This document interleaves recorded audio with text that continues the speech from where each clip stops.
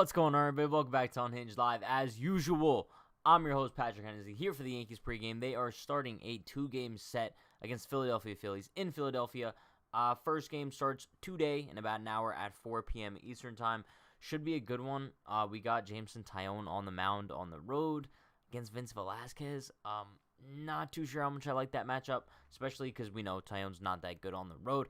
But before we get into anything from today, let's take attendance/roll call. You guys know the deal. Thanks for stopping by for a 3 p.m. Saturday pregame. Let's go. We got Echo Plays Majestical Chicken. Love that name. We got Larry's Treasures. Still don't know what his treasures are. But we got Jonathan, Jordan, Fritz, KG Baseball. Who else? We got Diego, Yankees Reversed, Jesse Dominguez, Bright, Joseph, Not So Family Fun Visions, Brad, Ed King. Appreciate everybody for stopping by. Hope everyone is enjoying their Saturday thus far until the Yankees break your heart later this afternoon. But, chat, you guys know the deal. I love 4 p.m. start times. I think 4 p.m. start times are the perfect thing for the weekend. I've gone over this so many times. 1 o'clock might be a little bit too early. 4 o'clock, perfect time. 7 o'clock might be a little bit too late for a weekend. Just saying. Sunday, though. Sunday, I think, should always be night games. I don't know. Sorry. Yeah, as Jordan said, 4 p.m. is good, 1 p.m. is too early. Especially if you're on, like, the West Coast, bro. You're watching the games at 10 a.m. No. But let's take a look at the Yankees lineup for today. Leading it off is DJ LeMahieu at first base. You got Judge in the 2-hole. Torres 3, Gio 4, Sanchez 5, Odor 6, Andujar 7, Gardner 8. With Taillon batting 9th. And on the mound. Chad, do not forget, since the Yankees are in Philadelphia in a National League ballpark, Jameson Taillon will be on, well, no, he'll be batting because he's on the mound.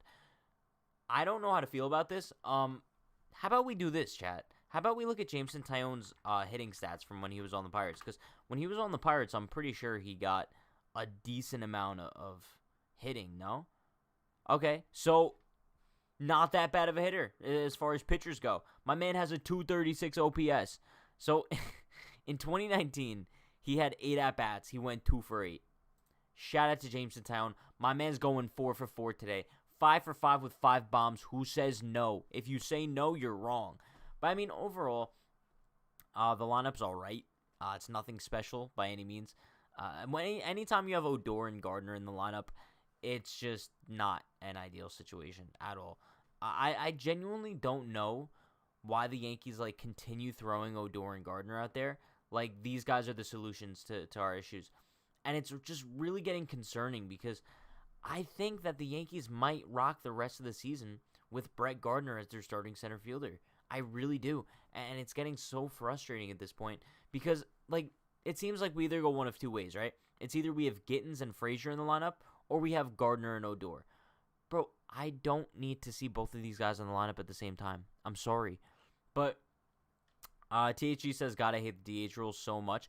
I don't know why the National League doesn't have the DH. It boggles my mind. I genuinely have no idea. I wish I could explain it to you, but I don't have an explanation whatsoever. But kind of going back to Jameson Taillon and why I'm kind of not too hyped for his start today. You guys know the drastic home road splits, right?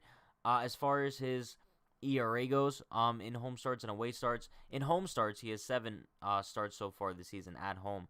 He has a 3.22 ERA. On the road this season, 4 starts. My man's given up 17 earned runs in 16 2/3 innings, giving him a 9.18 ERA this season on the road.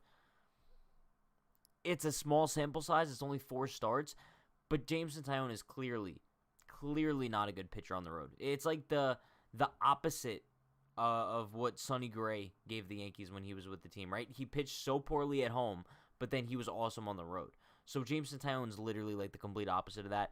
I hope he pitches well today. I mean, it seems like we get the same kind of average start out of Jameson Taillon every time out there, right? His last start was against the Red Sox on June 5th, 5 1/3, 3 earned runs. The start before that, 5 innings, 3 runs. The start before that, 5 innings, no runs. The last time Jameson Taillon pitched more than 5 innings was one time this season, and that was against the Nationals on May 7th. He went 6 1/3. But other than that, we have not seen Jameson Taillon pitch through 6 once this season, other than that one start The dude has not pitched through 6 innings once.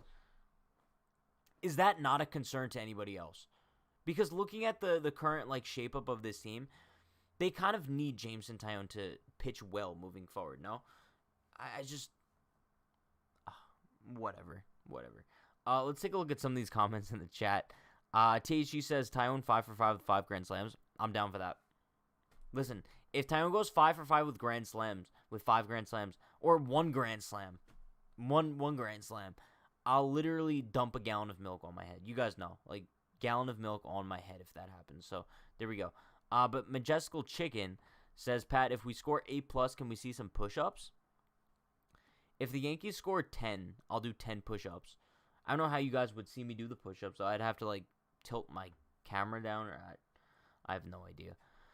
But let's see. Fritz says, and even on their mostly one strength, nobody can rely. If Stanton would hit 60 bombs, he could strike out more often. If LeMahieu would hit 350, too many far, too deep downs. Fritz, I'm going to be honest with you. I don't know what that means. But Jordan says, when was the last road start? And don't let him go third time through. It looks like Jameson Taillon's last start on the road was May 18th versus the Rays. No, versus the Rangers. And he went 4 1/3, gave up 4 earned runs. The start before that was against the Rays on the road. And he went 4 2/3, gave up 4 earned runs as well. Chat, keep this in mind. Jameson Taillon does not have a start on the road this season where he gave up less than 4 runs. Every single start he's made on the road so far this season, easily 4 runs each one of those starts. Terrible. I see people asking why there was no off-day stream yesterday. There was no off-day stream yesterday for a couple reasons. One, we just had an off-day stream on Monday. There was nothing to really talk about yesterday, especially after that Chapman heartbreak that we addressed in depth on the postgame. And then also there's going to be an off-day stream on Monday. So I didn't want to milk the off-day streams too much because the Yankees have so many off-days coming up. But Monday is going to be me and Dan for the off-day stream, for sure. THG says, I blame that on Boone. I would think by now physically he could go longer than 5 innings. I don't even know if it's on Boone. It might have to be on Taillon at this point because you look at Taillon, right? And it just seems like he doesn't have anything left in the tank after 5. So it's not like they're just pulling him because they want to conserve his arm or they think that they need to keep building him up. I don't know. But it just seems like he doesn't have it. I don't know. Not So Family Fun Vintage says, Pat, I'll be surprised if you do one. Be shocked, bro. All I do is shock the world, okay? But also something we need to address. Mike Ford has been DFA'd. And with that being said, Zach Britton has been activated. Will make his season debut today, hopefully. I'm assuming if the Yankees have a lead at some point, they'll bring in Britton. I think the ideal situation would not for Britton to come in with a 1-run lead. I think you would want him to be in 3 to 4. I don't know. But yeah, I really hope that Zach Britton kind of makes his season debut today. Listen, you never like to see anyone DFA'd, right? But if anybody kind of deserved it, it was Mike Ford, unfortunately. Get it? Unfortunate. Okay. But yeah, I mean, the dude was literally batting .083 in AAA. I was looking at the AAA box score from last night, and I was like, bro, how is this dude still in the organization? He can't even hit above 100 in AAA. So, I mean, I guess the DFA today kind of made sense. He'll probably find his way back in the Yankees AAA team, to be honest with you. I don't think any team's going to claim him off waivers. The Yankees are just probably going to take him off the 40-man and keep him in AAA. That's probably what I see happening. But yeah, we'll see. Unfortunately. See, Ed gets it. Ed King gets it. Let's go, Ed. But Michael says, we need a sweep. Can we please sweep this time for the love of God? This team sweep, they're 1 through 9 in sweeps. That's brutally bad. It's terrible. No. The Yankees' record this season in the finale of series is disgusting. It's actually shameful. I don't know what it is. At this point, I think it just has to be a mentality thing, right? Because obviously, we know in a lot of these games, the Yankees don't throw out the most competitive lineup all the time. but they throw out like a competitive lineup most of the time that they should kind of win games. So I think it has to be like just a mental aspect of things. I have no idea. But chat, who watched the video that we dropped on the channel tomorrow? I mean, not tomorrow, yesterday, 12 p.m. the Brian Cashman one. Shout out to you guys for hyping that video up so much. I think it's at like 4K. Shout out to you. But I believe next recorded video. So this is like the schedule moving forward, right? Today, after the game, we're going to have a post-game stream, #SoloPat. Tomorrow, pregame is going to be at 12 p.m. because the game starts at 1. It's going to be me and Brian. Then after the game tomorrow, we're going to do another solo stream for the post-game. And then Monday is going to be recorded video with Brian and then off-day stream with Dan at 9 p.m. So stay tuned for all that content coming up. Pumping out content left and right. Let's go. #let's go. But let's see what else we got in the chat. Jalen says, I don't know why Tyler Wade is not starting. It's ridiculous. Odor, Andujar, and Gardner is not that good. It really mess up. I agree except for Andujar. Andujar has been very good lately. He's probably been one of the Yankees' best hitters, so he definitely needs to be starting on a consistent basis. But I agree with you as far as Tyler Wade goes. Tyler Wade definitely needs some more playing time. I kind of want to see what he could get done, right? I mean, I feel like what he's proved so far this season is that he kind of deserves more playing time in order to prove us wrong about him, right? But yeah, I would love to see him get some more playing time. Ruben says audio's a little low. How's that, Ruben? Should be a little bit higher. But let me pull up Andujar's like most recent stats. So in his last 21 games, which is 79 at-bats, a pretty large sample size, he's batting .316 with an .848 OPS and 5 home runs, 8 RBIs. Now, those are pretty good numbers. Pretty good freaking numbers. I would take that at Andujar any day of the week. So kind of like not putting him in the lineup is kind of ludicrous. I think he's probably the Yankees starting left fielder at this point, especially because Clint hasn't really come together. I know, like, I love Clint, but like he hasn't been that good. So I think Andujar is probably your starting left fielder moving forward. And then if you want, you could put Judge in center. I think Judge in center is like the most ideal situation, just because I don't want to see Brett Gardner out there every day for the rest of the season. If the Yankees don't make a trade for like a legitimate center fielder, this franchise is a lost cause. Like, I don't think you guys realize the circumstances. What's like when you say like it's an effect for something?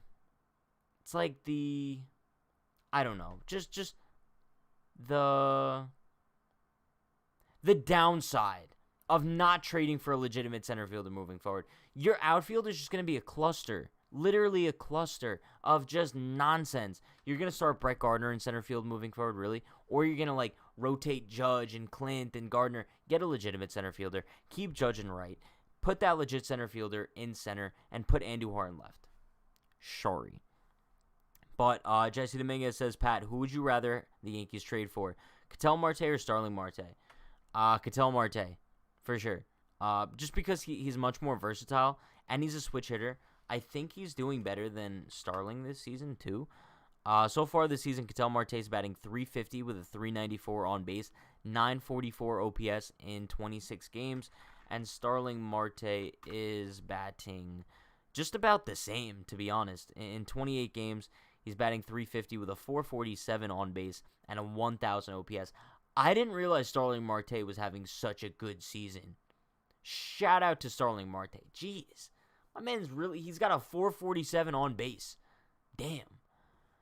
But Yankees Reverse says, I saw in fantasy Andujar was 11% rostered yesterday. Now he's 31% rostered. So fans are starting to figure out how he's doing. Yeah, I think he's kind of been going under the radar a little bit, right? What's the nickname that he has now? Notorious MIG. It's cool, I guess. I don't know. It's not as cool as like DD Juice, but you guys know that. Ed King says, I think Ford had a brief good run until there was a book on him and everyone knew how to get him out every time and he just didn't have the talent to adjust. And I kind of blame that on like the Yankees coaching staff too, right? It just seems like whenever these guys get lost at the plate, they refuse to kind of adjust and find a different approach. And I don't understand why this is something that's not being instructed on by the coaching staff. This is not something that like Mike Ford should have to do on his own. This is something that Marcus Timms and the assistant hitting coach should kind of work with him on to beat that scouting report that's now out on him. I don't know. Whatever. But Michael says, well, then they have to trade for Luis Castillo or Kyle Hendricks. I believe Kyle Hendricks and Luis Castillo are both not having too good of seasons. Let me pull up both of their numbers really quickly. But last I saw, Luis Castillo was having, he's 2-9 this season with a 6.47 ERA. I don't know what his deal is. And as far as Hendricks goes, he has a 4.59 ERA in 12 starts. So neither one of these guys is having an exceptional season. Would they be an improvement to Jameson Tyone? Maybe. But not that significant of one. You could make the argument, too, that the Reds just aren't going to be trading Luis Castillo now. Why would they trade him? His value's at his lowest. He still has a bunch of team control left. So it would make absolutely no sense for the Reds to deal him. But it would make sense for the Yankees to do so. I mean, you would buy low, I guess. But it wouldn't make sense on the Red side of things. Brad says, I'm wondering what Odor has on Boone to get in the lineup all the time over Wade. I wish I could tell you, bro. You guys know, I would love to see Tyler Wade get some playing time over Rougned Odor. I think Rougned Odor provides one thing to this team, and that's energy. That's genuinely it at this point, right? Because I don't think he really provides anything with the bat. I don't think he provides anything. I mean, he's solid with the glove, but he's nothing spectacular. I think Wade could provide just the same amount of defense. So if you want to keep Odor in this team as like a bench energy guy, sure. But he can't be starting like four days a week. I'm sorry. It's ludicrous. Jimmy says Dominican brothers are on fire this season. Who are the Dominican brothers? Did you guys see Jason Dominguez's home run? I think in extended spring training. He's still in extended spring training. But he hit an absolute tank and kind of pimped it a little bit. Shout out to him. Love you, Jason Dominguez. What's his nickname? J-Dom? I think we came up with that, didn't we? I haven't heard one other person call him J-Dom. All I hear is like, the Martian, the Martian, the Martian. Stupid nickname. Shout out to Jimmy for subscribing, though. I'm sorry. I'm not a fan of the Martian nickname. I know he's had that for a very long time now. Not a fan of it. I'm calling him J-Dom. Moving on. Yankee Fan for Life says, we don't have a great farm system to begin with. To make a trade, we have to deplete the farm system. Yeah, the Yankees don't have a great farm system. They really don't. It's kind of crazy how in the span of just a few years, the Yankees went from like one of the top farm systems in Major League Baseball, and now I would say like they're in the bottom half of the league, no? They just, I guess because most of their prospects did kind of elevate to the Major League level, or just not pan out. It seems like the Yankees kind of have no even middle as far as like prospects go. It's either like a Chance Adams kind of thing where they just don't pan out whatsoever, or it's like an Aaron Judge thing where they just like turn into a superstar. But Yankees Reverse says, did you see Foolish Baseball's Yankees trade tweets? I did see some, I think you guys put in the Discord maybe. I was looking at them. Ludicrous. I think he said like the Yankees should trade Andujar and Clint for Trevor Story. And then there was another one where the Yankees should trade like Andujar for Mitch Haniger. Like what? I like Foolish Baseball's content too. But I mean, some of these trades were just, I have no idea what was going on in his head. He was joking? I'd hope so. But KG Baseball says, yeah, J-Dom is goated. I try my best. Austin says, Pat, how do you feel about Ford DFA? I'm fired up. It's kind of like irrelevant to me at this point, honestly, simply because Ford's not on the Major League roster anyway. So it doesn't really have any impact on the Major League club at this point. But I guess moving forward, we won't expect Michael Ford to be called up anytime soon. But Michael says, if Cashman stands pat at the deadline, you guys get it? Stands pat. Okay, moving on. Stands pat at the deadline, then Yankees will go nowhere this year and miss the playoffs. Probably. But, I mean, why would we expect Brian Cashman to do anything, right? If we kind of look back at the video that went up yesterday where we talked about Cashman's most recent comments, like, he said we suck, but not for long. I don't know how anyone could assume that this means a trade is coming. I genuinely don't know how. So, listen, looking at, like, Cashman's perspective on this team, we can't expect any trades, especially major ones this season. 2019, he did nothing. 2020, he did nothing. If we're trending in that direction, he's going to once again do nothing this year, especially because we're getting all these pieces back from injuries. Corey Kluber, Luke Voigt, Darren O'Day, Zach Britton, Luis Severino, bang. Also, keep in mind, Luis Severino was called up to High A, Hudson Valley Renegades. If anybody is in like I believe it's Poughkeepsie, Fishkill, one of those upstate areas. If anybody's in one of those areas, go be sure to check out Luis Severino. He's in Hudson Valley. But yeah, shout out to Ruben Cruz with the $5 dono. Appreciate you, Ruben, waiting for those Brian Fingerguns. He says Adam Frazier and Brian Reynolds, or Adam Frazier and Ketel Marte is ideal. I do wish either Voit and Judge or Voit and Stanton were left-handed. I wish so too. I wish the Yankees at least had one left-handed slugger right now, but they don't. So I would love either Ketel Marte or Adam Frazier. Adam Frazier would be such a perfect fit for this team, and not only because of like his left-handed bat and his versatility, but also because of the way this dude hits with runners in scoring position that flies so under the radar. I talked about this in the video that we posted about Adam Frazier, and I want to pull up his runners in scoring position numbers once again really quick just because they're ridiculous. So far this season with runners in scoring position, Adam Frazier is batting .415 with a .479 on base and a 1100 OPS. That's stupid. Those numbers are stupid, bro. But run back those Brian Fingerguns because I missed them looking at the stats. Bang, bang, bang, bang, bang. Let's go. Shout out to Ruben Cruz with the $5 dono. Genuinely appreciate you, my man. But THG says, my most underrated prospect in the Yankees, Josh Smith, is tearing up Tampa right now. Look it up. I will look it up. I'll look it up right now, THG. Also, Chad, who wants to hear this really weird dream I had last night as far as, like, the Yankees go? This is actually very strange. I remember vividly, like, watching a Yankee game, and guess who launched a home run? Edwin Encarnacion. Like, on the 2021 Yankees, Edwin Encarnacion was on this team, and, he was on a tear. An absolute tear, was just crushing home runs left and right. I don't know why. I don't know why this is on my mind while I sleep, but it is. So that happened. I don't really know how to feel, but yeah. Looking at Josh Smith on the Hudson Valley Renegades, as THG mentioned.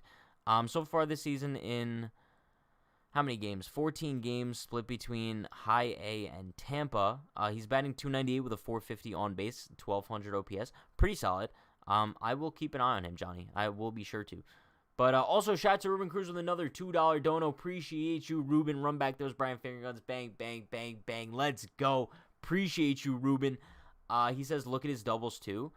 Adam Frazier's doubles. Is he like the new Miggy Two Bags? Because I'll take it. It looks like so far this season, he has 22 doubles. A league-leading 22 doubles. That's actually crazy because if you look back at his stats from previous years, in 2018, he played 113 games and had 23 doubles. So far in 61 games, he's only one away from that. So I would love Adam Frazier. I would love Ketel Marte. We'll see. But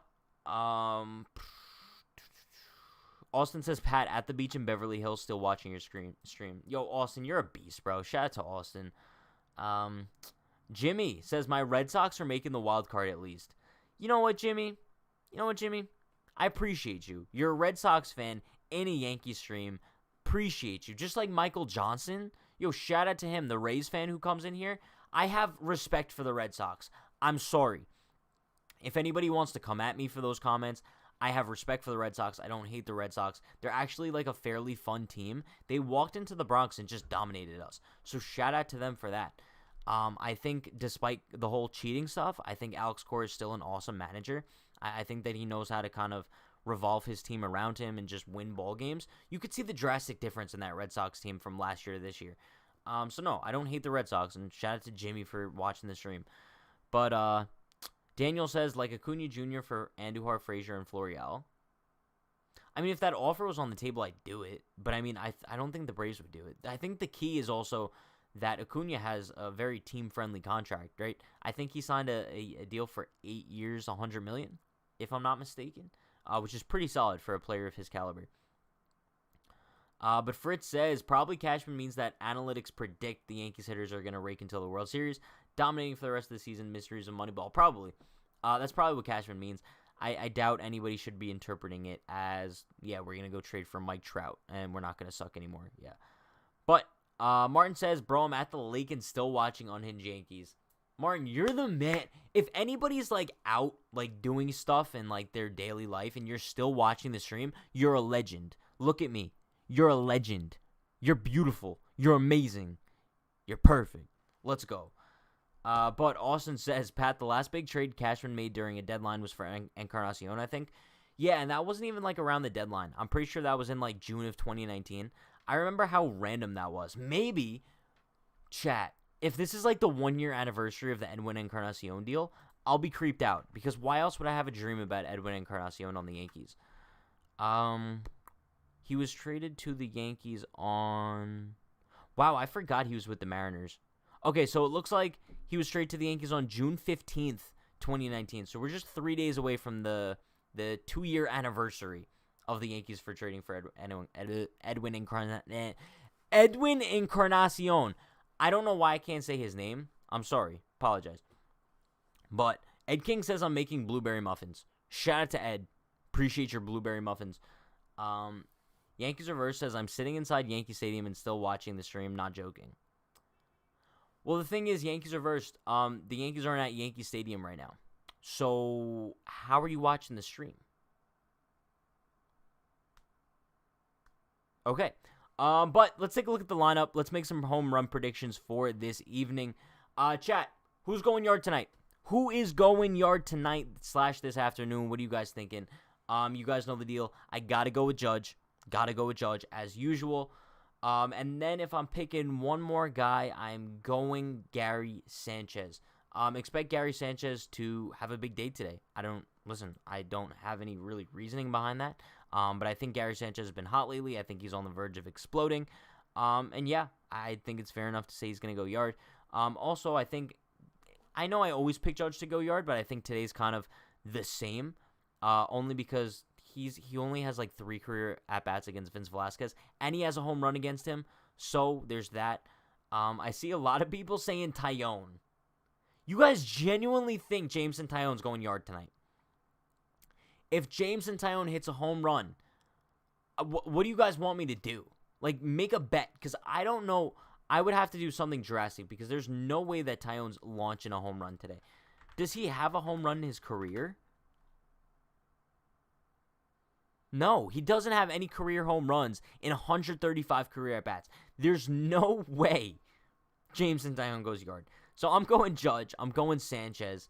I see lots of Garys, lots of Judges. Torres, that's a good one.